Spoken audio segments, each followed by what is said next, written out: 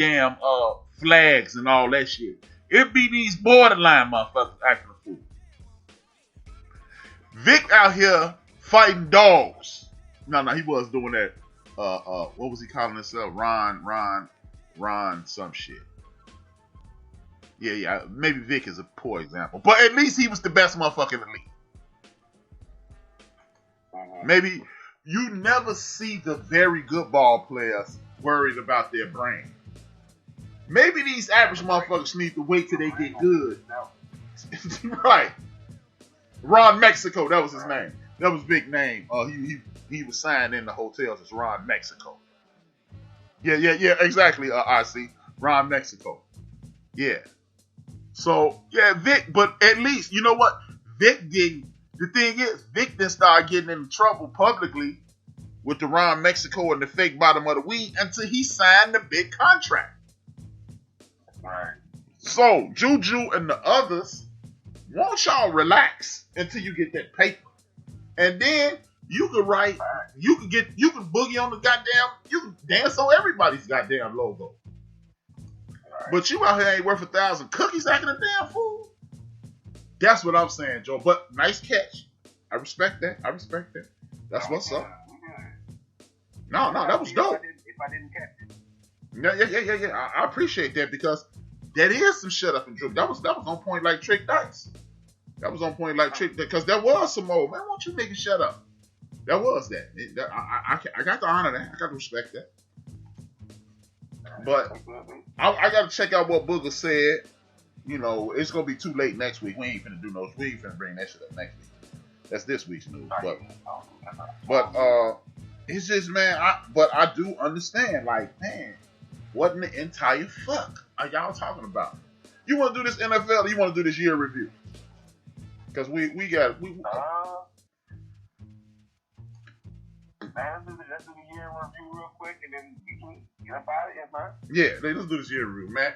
2020 has been a hell of a year, man. It's been a motherfucker in regards to sport. It's been a motherfucker in regards to life on Earth. This is the one year that when you're talking about things, it encompasses the entire planet. This year, the things that affected our psyche affected the entire world. And I don't think it's ever, outside of a world war, there has never been anything like this. My man D-Gray said, if you play on fire, then you're letting it, if your play is on fire, then they are not going to let you go. Exactly. Is Haskins a good starter as a QB? No, not at this point. Or is he a backup? No. A lot of these college QBs, black and white, have these superstar stats and come into the league and fizzle out. Shout out to D-Grade. I totally agree. You are 1,000% correct.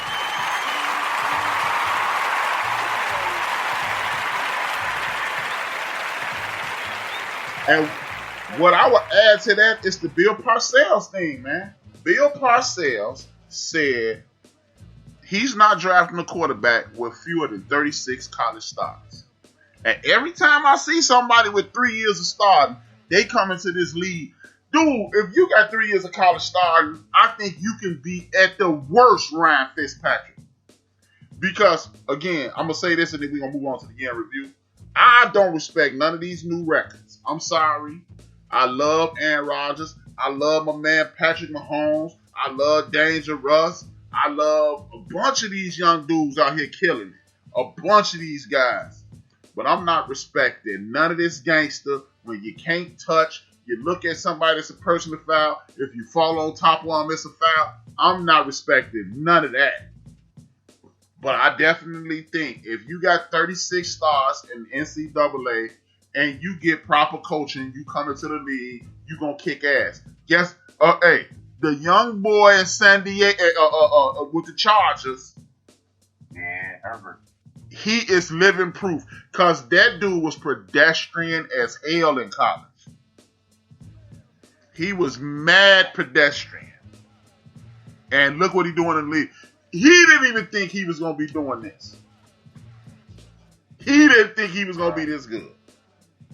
So. And remember, all this started off with Tyrod getting poked in his chest. Yeah. Tyrod just got Wally pipped. But back to the year in review. Thanks, D. Great, for your participation. It's always loved and enjoyed. Appreciate it. You had to know that 2020 was gonna suck in January. One of the greatest basketball players of all time dies in January. Talk to me about what your thoughts were. How did you feel? And then we're gonna hit that. Then I'll speak on it. And you hit that. Man, this is actually one of the days I never forget. I was actually at work that morning. I was on the phone with a cup, fixing something, in regards to what they had, and I saw it, and I'm like, what? On the phone, what? Kobe Bryant just died, what? And he was like, what did you say? He asked me to repeat it. I'm like, man, they just said Kobe Bryant just died in a helicopter accident. My man said, hey, don't ever put that on nobody else. I'm like, you know what? That's something I would never come up with. And 15 minutes later, it showed on the screen. And, man, I was hurt. I ain't the biggest Kobe fan. I respect his game. But, man, that hurt. So, that was a crazy way to start the year. So, yeah, man. I'm not a Kobe Bryant fan. I'm not going to be, man, it really hurt me. I was not a Kobe Bryant fan, but one of the good things about great ball players is you love rooting against them. And Kobe made it real easy to root against him because he kicked ass every week, man.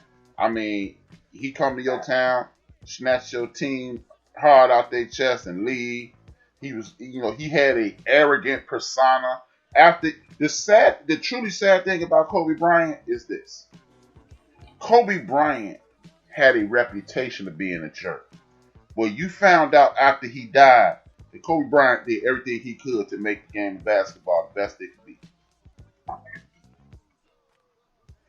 which flat out sucks. Because if we'd have knew these things about Kobe, Kobe was already larger than life. How large could Kobe have been if we found out that he was the dope dude that he is? And then I find out today that Kobe was about to leave Nike and start Mamba brand sneakers. So we lost a truly great guy in Kobe B. And man, he is gonna be missed. And man, it just day one of 2020 sucking. February comes along, man.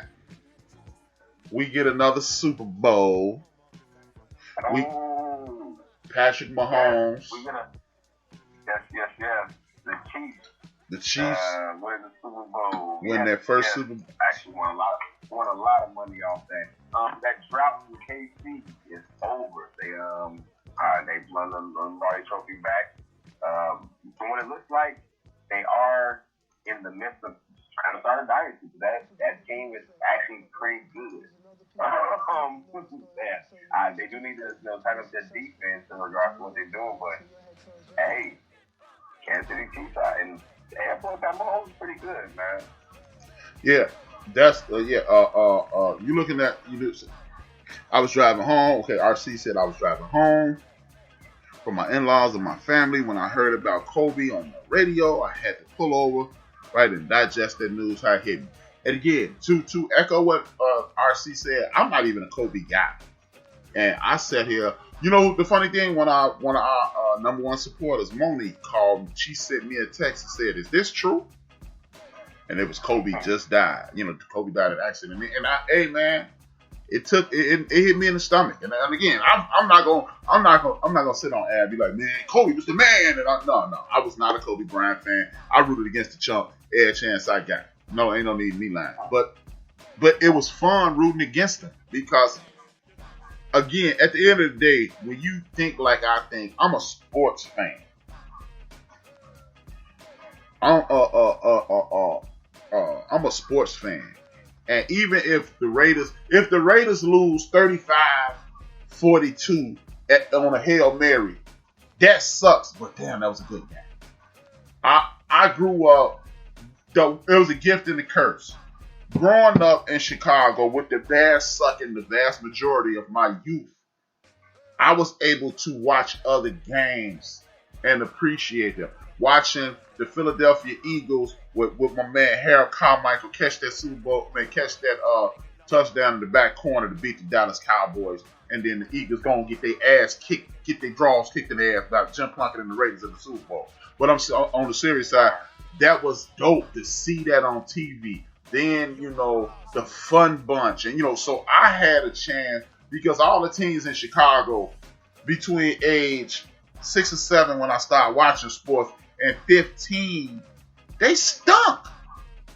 So you got a chance to appreciate, because I ain't tied to the Cleveland Browns, but I like Hanford Dixon and Frank Mendenfield. I picked the Raiders, but it was, but I also like Don Coryell and the Chargers. I also got a chance to appreciate Kenny Anderson. So that's the one thing about living in a town where your teams suck. You get to appreciate sport. So that's why I was able to appreciate, even though I wasn't a fan of Kobe, I was able to appreciate him because, fuck Kobe and, all that. Talk to my cousins and everything. But when he come through, tapping on the floor, stuff like that, everybody was, oh man, he's trying to be like Mike.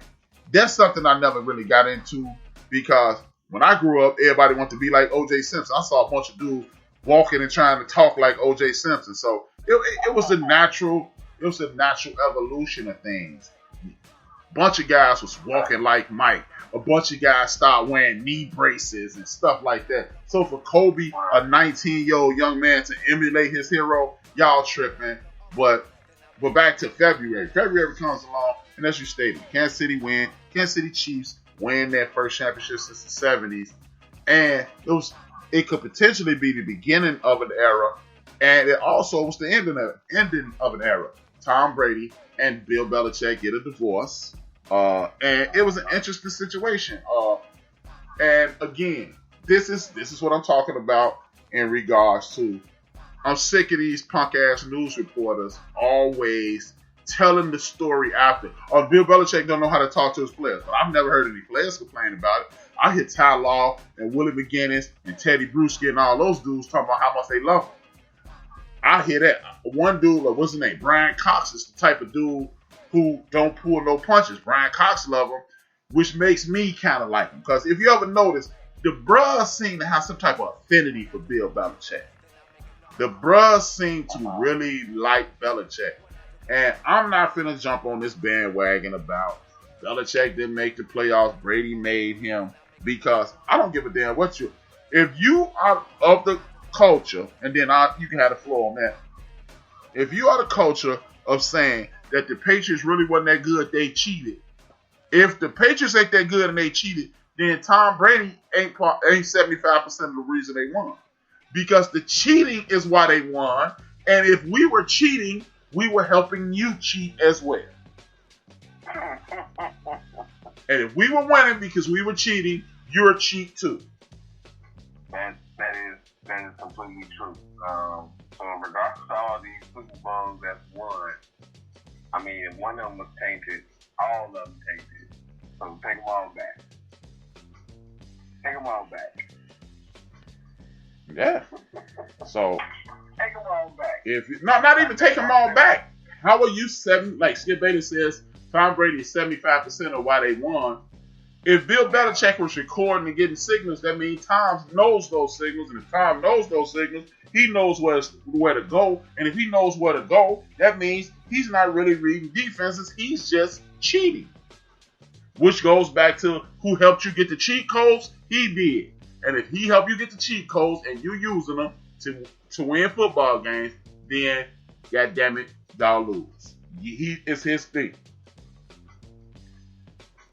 Right. So if you don't like Belichick, he was cheating, right? I like Brady. You can't. That means he helped Brady cheat too. But don't nobody want to talk about that because Belichick don't play the media game, so he don't get the respect that others get. And for like all these media types, Phil Negro was a cheater. Catfish Hunter was a cheater.